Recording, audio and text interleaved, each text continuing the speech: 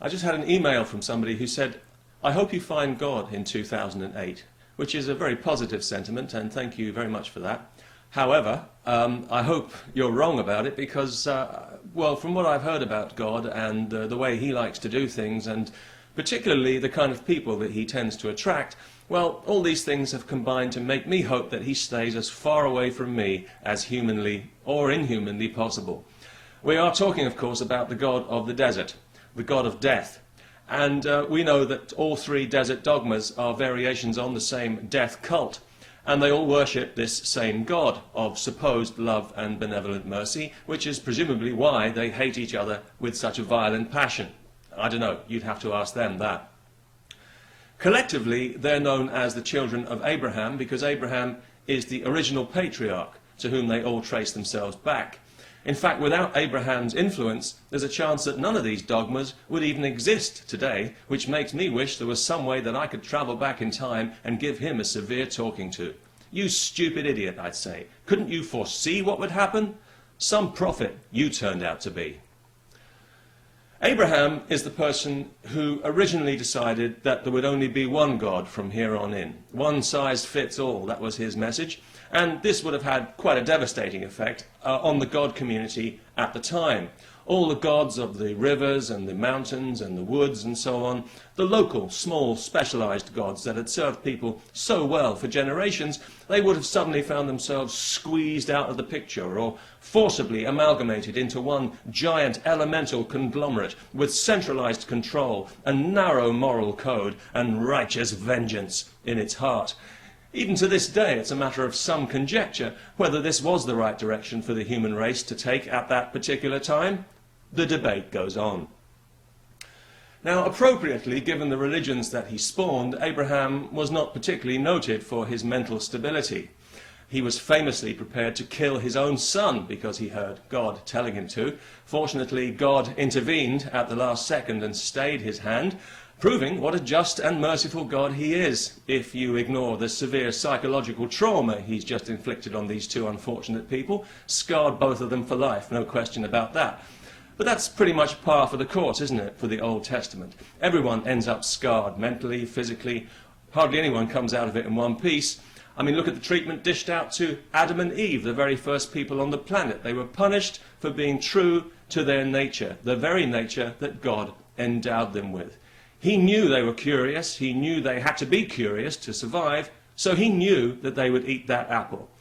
You know, a cynical person might start to suspect that God only created us in the first place in order to punish us.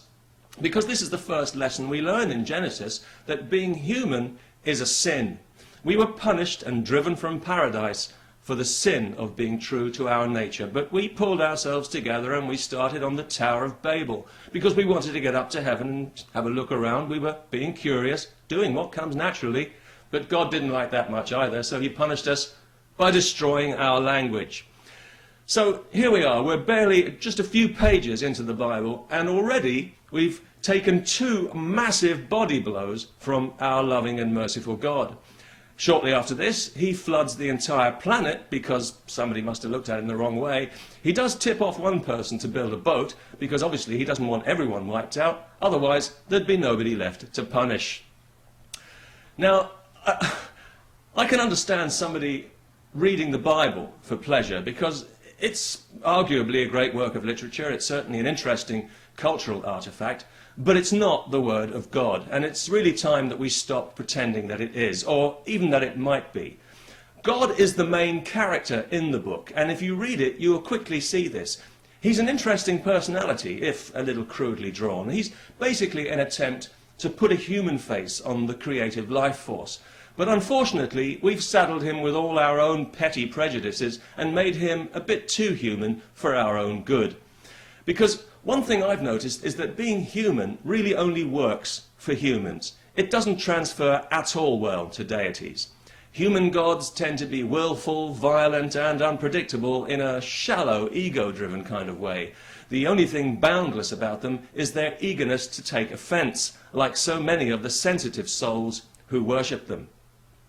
But if you're looking for offense, well then look no further than the Bible, surely one of the most offensive books that you could read.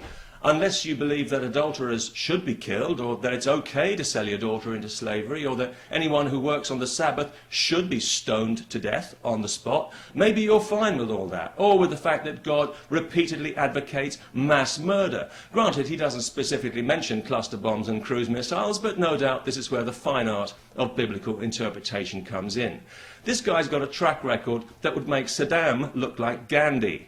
In Deuteronomy 13, according to God, if you hear of a city where another god is worshipped, you must kill everybody in that city, men, women, children, babies, even cattle, and then you must burn that city to the ground. Oh, and by the way, thou shalt not kill. So I hope you can see why it is that I have trouble embracing this God of the desert, this God of death that you seem to be so fond of, and I hope you can understand why it is that I want absolutely nothing to do with him, whether he exists or not. I simply don't share his values. I find them to be quite literally inhuman. So I really don't care what he's got to say about anything. And if he came clumping down from heaven right now in a big pair of hobnail boots, waving the book of Judges in my face, I'd simply tell him what I tell every other evangelizing prick I meet. No thanks, I'm not interested in your phony salvation. I prefer damnation. Now piss off, I've got some sinning to do. Peace, if that's not too blasphemous. Wouldn't want to hurt anybody's precious feelings.